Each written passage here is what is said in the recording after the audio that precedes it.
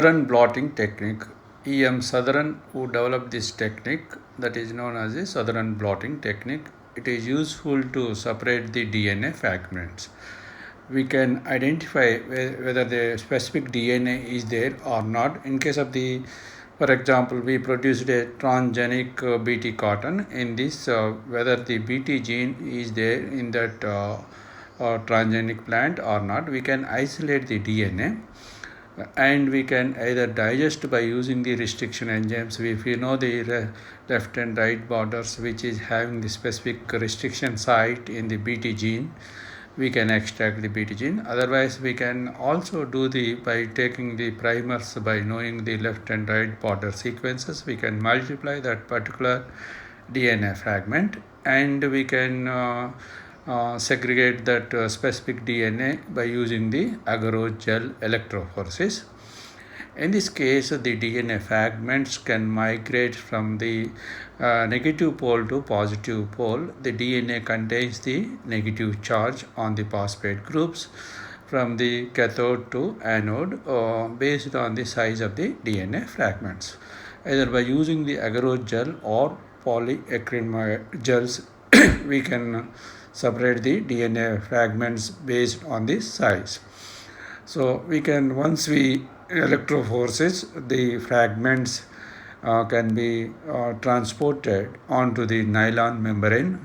That is what we can say that the blotting technique, by using the alkali solution, and by keeping the nylon membrane on that gel and paper towels with the DNA fragments will be transported, just a replica of the agarose gel.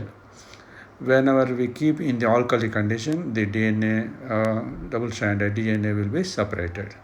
So after that, the nylon membrane we can kept with the in a proof solution. Once we know the specific gene sequence, either in the Bt gene or any other DNA fragment, we can construct a primer probe, and that may be radio labeled, and whatever that it is pasted on the nylon membrane, just whatever the sequence which is there in the, just like a band on the gel, and we can take X-ray film of that, we can see the specific gene. So that is what Southern blotting. In case of the transgenics, we can first detect the DNA fragment is there or not. In the second step, we can see that whether the DNA is silent or it will be transcribed in the form of the mRNA. That is, we can do the Northern blotting. In the Northern blotting technique also, similar way, we can separate the RNA fragments based on the size. So we can use the agarose gels or polyacrylamide gels, and we can see the whatever the RNA will not to self anneal, we can use the formaldehyde or any other chemicals which won't pair self-pairing, and after that it will be segregated. These RNA fragments also transported onto the nylon membrane by keeping on the nylon membrane with paper towels, alkali, and that will be lifted onto the nylon membrane. In this case, that will be sticked onto the nylon membrane, and we can also hybridize with using the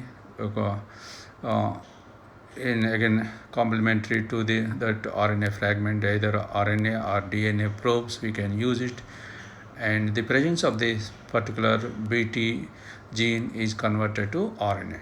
In addition to that, we can do the two tests in the presence of the DNA, presence of the DNA conversion to RNA, and also we can do the Western blotting technique. In this case, whatever the RNA which need to be converted into protein, and these proteins will be separated by using the generally polyacrylamide gels based on the size and charge. Some extent they will be segregated in the form of the different proteins. Whatever the protein we have in the form of the cry protein, we can construct the antigen antibody, and we can bind with a specific protein with an antibody, primary antibody, and primary antibody will be reacted with the secondary antibody, just like whatever we can transport the proteins on the nylon membrane, we can detect with the fluorescent dyes. By using these three techniques, which is in the form of the southern blotting, northern blotting, and western blotting. So once you developed a transgenic plant in the form of the Bt cotton, first we detect the presence of the DNA in that Bt cotton, whether the Bt gene is there or not. By isolating the genomic DNA, we can do the southern analysis. So after that, whatever the DNA is converted to RNA in the form of the Bt gene RNA, that will be analyzed by using the northern blotting technique. So after that, whatever the RNA is need to be converted to in the form of the CRY protein, and we can also analyze whether the CRY protein is forming in the or not. So like this, these three techniques which are useful in the molecular biology in the form of the southern blotting, northern blotting, and western blotting to identify the specific DNA molecule and RNA molecule, and also formation of the proteins. So with this, I conclude this topic. Thank you.